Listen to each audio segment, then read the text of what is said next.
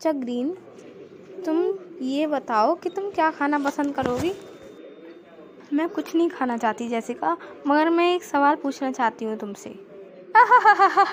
अच्छा ये भी कोई पूछने की बात है। चलो पूछो, तुम्हें क्या सवाल पूछना है। अच्छा ये बताओ, हमारे दोनों हाथों में कुल मिलाकर कितनी उंगलियां होती हैं। अरे पता नहीं, अचानक से क्यों मेरे सिर में दर्द हो रहा है। अब मुझे घर जाना होगा। जेसिका, तुम सीधे सीधे यूँ क्यों नहीं कह देती कि तुम्हें इस क्वेश्चन का आंसर ही नहीं मालूम। हाँ, नहीं मालूम मुझे इस तुम्हारे क्वेश्चन का आंसर। अगर तुम्हें ही इस क्वेश्चन का आंसर पता है तो तुम ही बता दो, हमारे हाथों में कितनी उंगलियां होती हैं।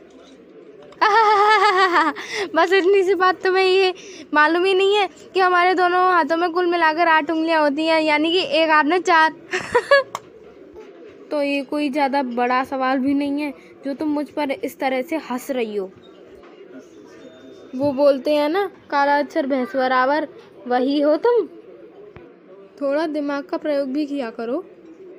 हाँ तो क्या हुआ, मैं उस क्वेश्चन का आंसर नहीं दे पाई तो अगली बार से मैं मेहनत करूँगी और क्वेश्चन का आंसर दूँगी। अरे बेटा, आप इतनी परेशान क्यों लग रही हो।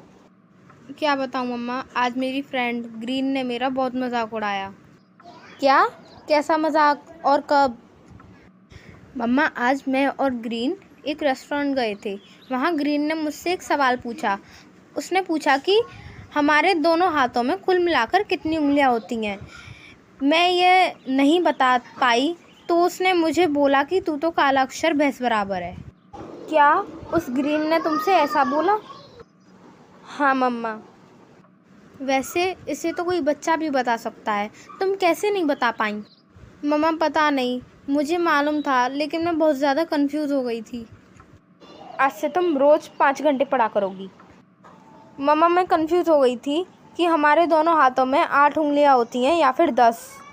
अच्छा पहले तुम मुझे ये बताओ कि हमारी उंगलियां कौन सी होती हैं। मम्मा मैं अपने कमरे में जा रही हूँ क्योंकि मुझे बहुत थकान हो रही है। इस क्वेश्चन का आंसर मैं आपको बाद में बताऊंगी। बस थोड़ी देर बैठ लेती हूँ और फिर स्टडी रूम में जाकर पढ़ लूँगी। और वैसे भी मैं इंजीनियर बनना चाहती हूँ और बिना पढ़े मैं इंजीनियर भी नहीं बन पाऊँगी। मुझे सबको दिखाना है कि हाँ मैं भी इंटेलिजेंट हूँ। चलो अब स्टडी रूम में चलती हूँ। अब कुछ महीनों बाद मेरा रिज़ल्ट निकलेगा। आई होप रिज़ल्ट अच्छा हो। अच्छा सबसे पहले थोड़ा जीके पढ़ती हूँ। Dash is the brain of the computer. अच्छी बात है, जेसिका पढ़ रही है। अब मैं बाहर चलती हूँ, वरना उसे पता चल गया मैं पीछे खड़ी हूँ तो वह डिस्टर्ब हो जाएगी। अब मुझे अपनी बेटी जेसिका पर बहुत गर्व है क्योंकि वह बहुत दिनों से बहुत अच्छी तरीके से पढ़ रही है।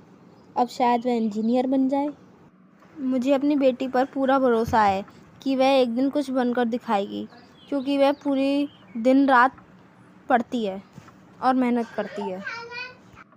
ये मम्मा, मैं इंजीनियर बन गई। मेरे सर का अभी फ़ोन आया था, मेरा सिलेक्शन हो गया है। आज से मैं इंजीनियर कहलाऊंगी। ये दोस्तों, अगर आपको मेरी कहानी अच्छी लगी तो लाइक, कमेंट, शेयर और सब्सक्राइब ज़रूर करें।